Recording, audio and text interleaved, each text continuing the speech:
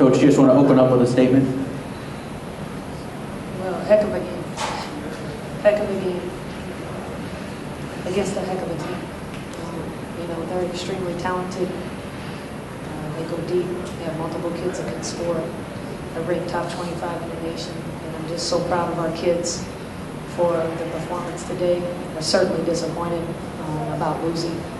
We're not into moral victories whatsoever, but what an effort by our kids against a national high-caliber team. Questions? Coach, all three matchups close. What are we able to do that kind of gives them problems? Well, it is about a matchup, and as we mentioned yesterday going into this game, we liked our chances because of the matchup. We think that our zone gives them problems. They're not able to score as freely. We also think that our speed and athleticism bothers them a little bit. So offensively, we're allowed to do some things. We forced them into a different defense that they don't typically play. They got into a zone actually because they weren't having as much success in man. And we struggled with that a little bit more than we should have. But credit to them for mixing it up and going to something that kept us from scoring for a little bit. What changed, Coach, what changed for them in the second half to make their run? Well, I think, again, we got stagnant offensively.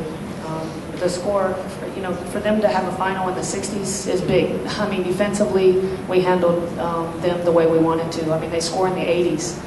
So I just think that offensively we got a little too stagnant when they mixed up the defense against us. And, we went through some adjustments, but we didn't run them smoothly when we were back on the floor. We were too hesitant instead of continuing to be the aggressor against it. And it really put us back on our heels, probably more than it should have. But again, credit to them for mixing it up and causing us some problems.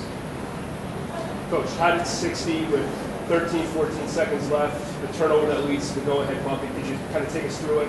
What happened there? Well, it's kind of the same thing. They threw the zone on again out of the timeout, and we didn't move to the ball, and we didn't handle it aggressively. In that moment, everyone's going to increase their intensity. You got to move to the pass. You got to throw a crisp pass. So it's kind of the same thing that had been going on with that. We weren't real crisp with it.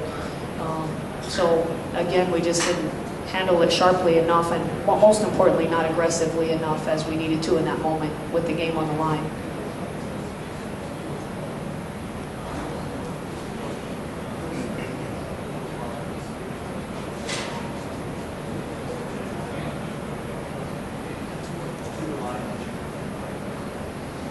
Not so much. I thought that the looks that we had were very good.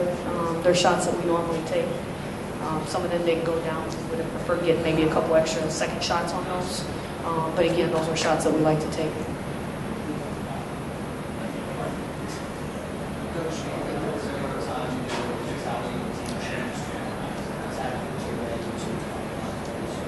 Well, certainly, and I think it's when they mix their defense. I mean, we just became very stagnant. I mean, instead of going right at it, they threw that on at their place. We threw under the basket twice for layups.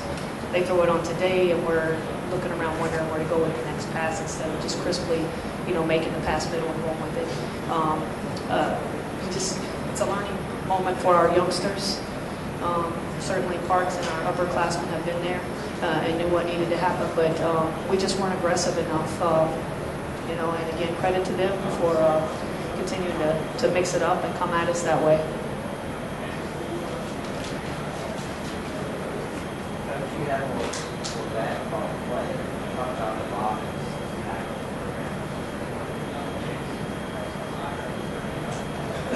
Well, she's been a joy to coach. When I took the program over less than 2 years ago, she was the one player I knew we could run things through and around. And I challenged her right from the beginning to step up and become that player.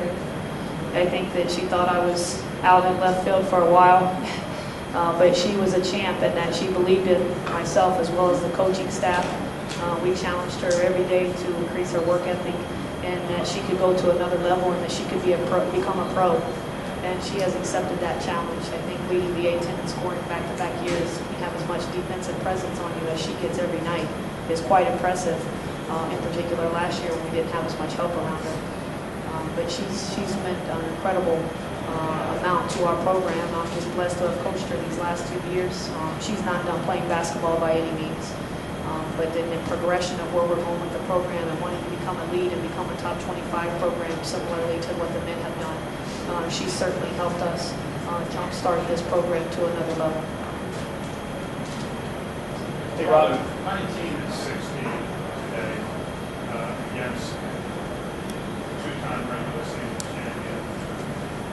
And you're probably playing out of position down there anyway, but how hard do you have to, how difficult was it to do what you did today? To put up those kind of numbers against the body skating and throw at you? I think my teammates made it easy because they have to respect my teammates, so it's pretty hard for them to like double team me and triple team me. So as far as that, I think my teammates are the reason why I had those numbers. Hey, Robin, coach says no moral victories. Could you just talk a little bit about how proud you were of your effort and, like you mentioned, your teammates' effort today to take a team like that, right down the wire? I'm very proud of our effort. I wish we could have pulled off the win, but I'm proud of our effort. Anybody else? Coach, to piggyback on that, you and Robinson, you talked about the building blocks and everything. Like this is, I guess, a great step going into year 3. How you guys were able to perform this season and even the game, take away the result. Can you speak on that a little bit more? Well, it is. I mean, we're sitting here with 22 wins. Dayton actually just matched our win total today at 22, and I told the team that. So to be sitting here so quickly with the group of talented youngsters that we have that now know what this is about and what it takes and the work ethic it takes day in and day out, they now know that a highly touted class coming in again next year. So we're full speed ahead with the program and what we want to do for sure. How did things change for you from a point guard's perspective in the second half? It seemed as though they were all of a sudden trapping the ball, putting a lot more pressure on the ball from the half court on in. How much more difficult did it become for you to do what you were trying to do? Well, like Coach always said, I just had to stay poised. Like I just got out of my character a little bit and like turned it over a couple of times. But like she said, I had to stay poised in the moment and just gather myself.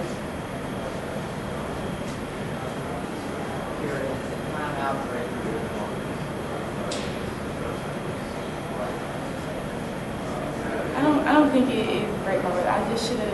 I think I could have been more focused. I just should have made it.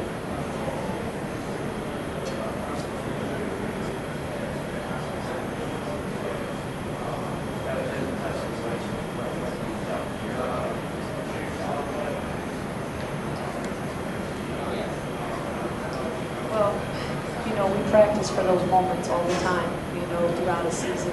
All the way back in June and July, you're always practicing for that moment where the game's on the line for a championship or to advance in a tournament or to just simply win the game that night. You're always preparing for those moments. And, sometimes you win them and follow through it. Sometimes you don't. But she's human, and it was just a little bit off to the left. And that's okay. I'm sure it'll motivate her in the off season to want to be in that moment again. But there are many moments of the game you can look at. It's certainly not down to the last free throw. We'll talk to her more about not taking that so personal and many other things that could have helped us not lead to that very last free throw. All right, thank you very much.